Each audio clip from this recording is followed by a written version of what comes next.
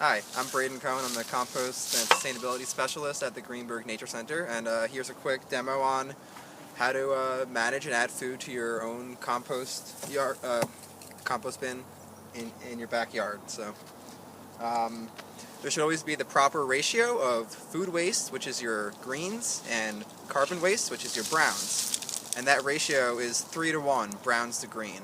So for every unit size, if it's a handful, if it's a bowl of food, you want to add 3 times the amount of your browns. So 3:1, browns to greens. And when you add your food, a way to make it easy and not smell and prevent any vermin is always keep your food waste covered by your carbon source. That will prevent rats and other things from trying to get at it, and it also adds as a biofilter for odors.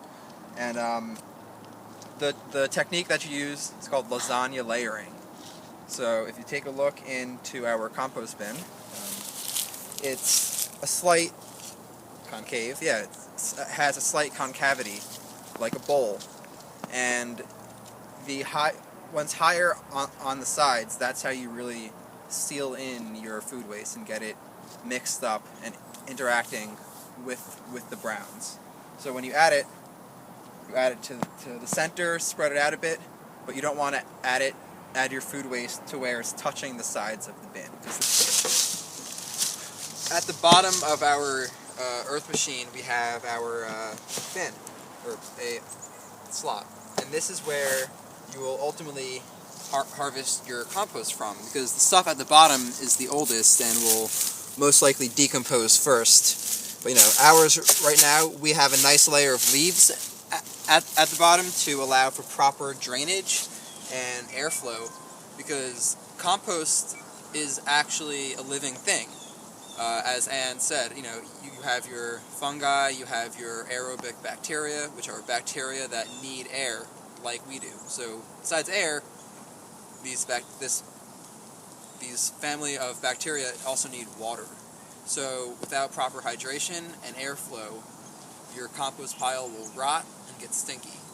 So things to keep your compost pile odorless and clean: proper ratio of browns to greens, 3:1, proper airflow, and proper hydration.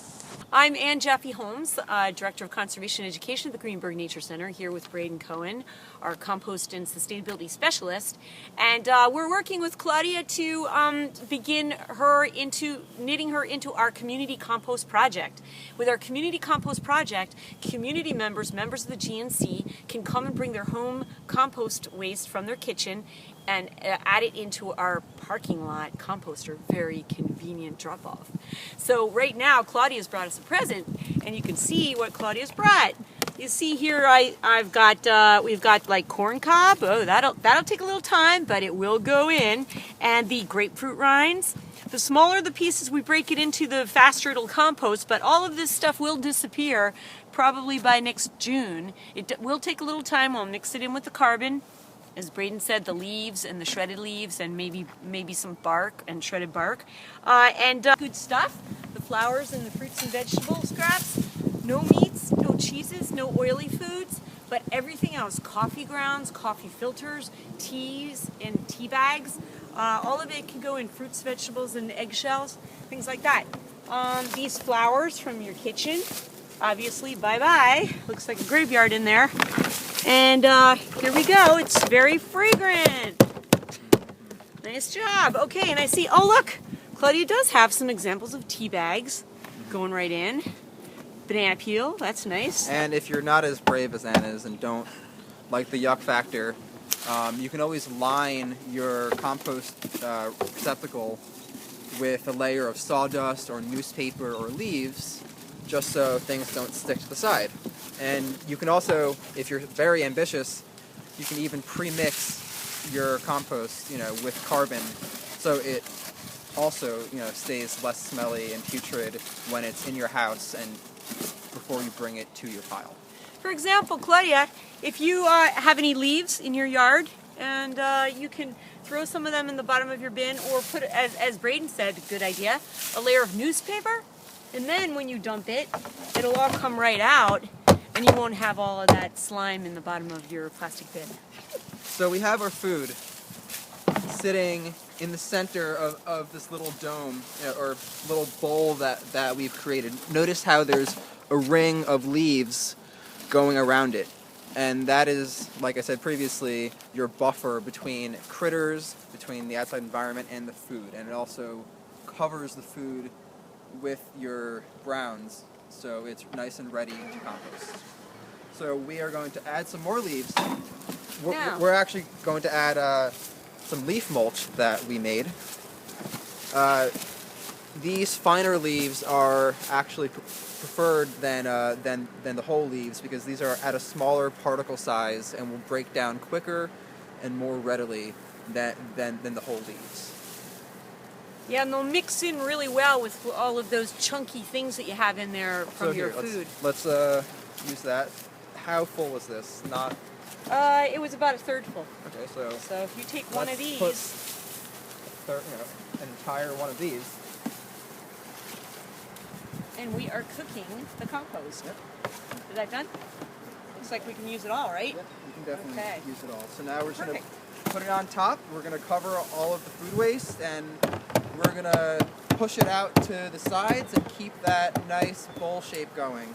And that bowl shape is the secret to the technique of lasagna layering, which is what people should practice in their backyard compost bins.